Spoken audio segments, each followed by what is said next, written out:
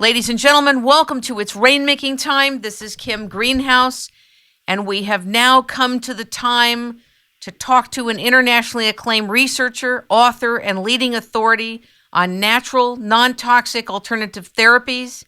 We're going to talk to a pioneer in dark field microscopy, a holistic medical doctor who has definitely stood the ground over many, many years for alternative therapies. Ladies and gentlemen, give a warm welcome to Dr. James Privitera. Welcome to It's Rainmaking Time.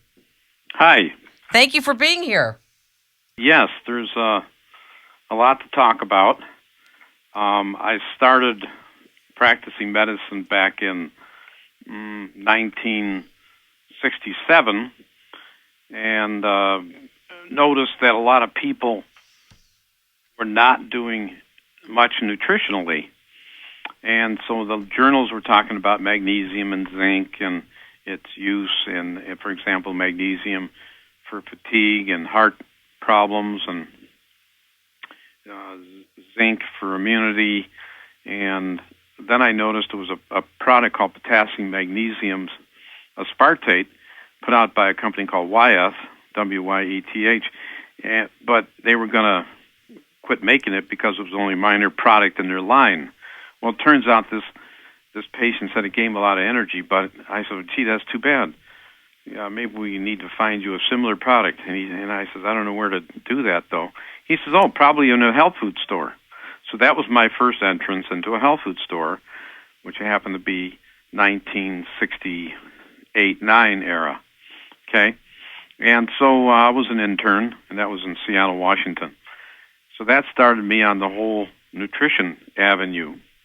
And for psychologically, emotionally, spiritually, and philosophically, it was more attractive than drugs. And so it fit my personality a lot better than drug therapy. How long have you been practicing medicine? So actually, I graduated medical school since 67, so more than 40 years. More than 40 years. Yeah, I'm 68, so there's the numbers. You're very young.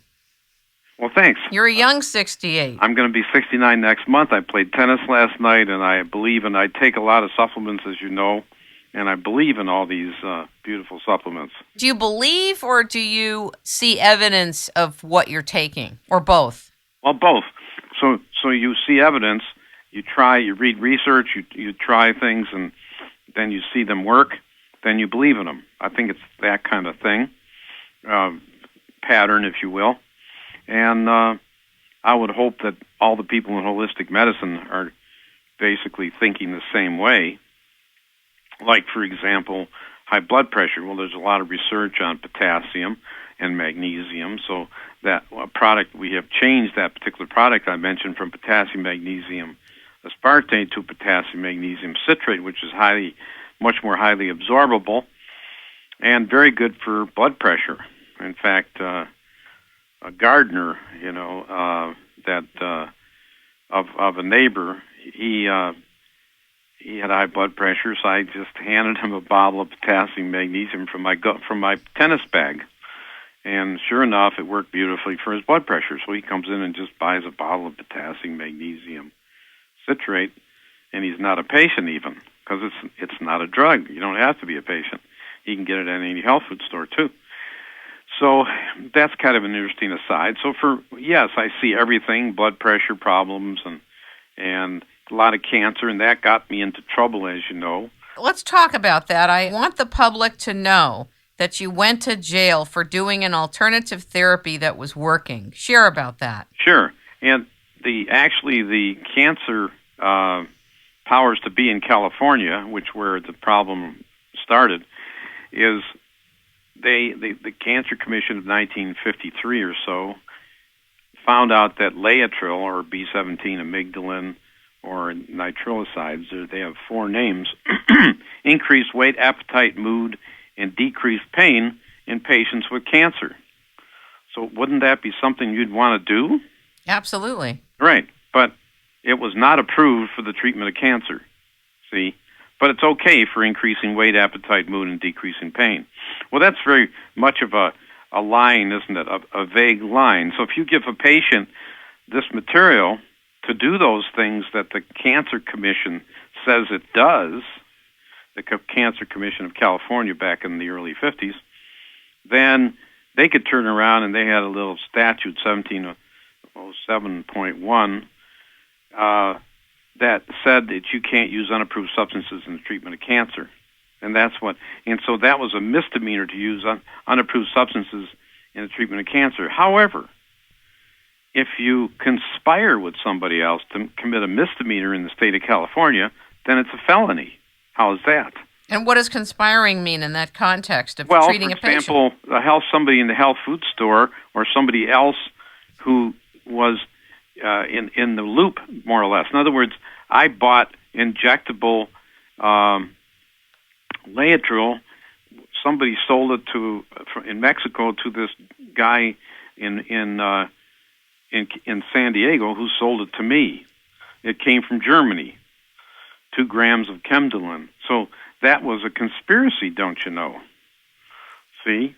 so conspiring to increase appetite, mood, decrease pain, and right, and so forth. So the increased weight. So the problem is, so after a 4.5-month trial, okay, back in 1975, I was convicted of conspiring to sell Laetrile, which is a misdemeanor, but it's conspiracy, then it's a felony. So then, on appeal, I won, okay? So 2-1 judges appealing the trial verdict, we won. But we lost at the California Supreme Court level.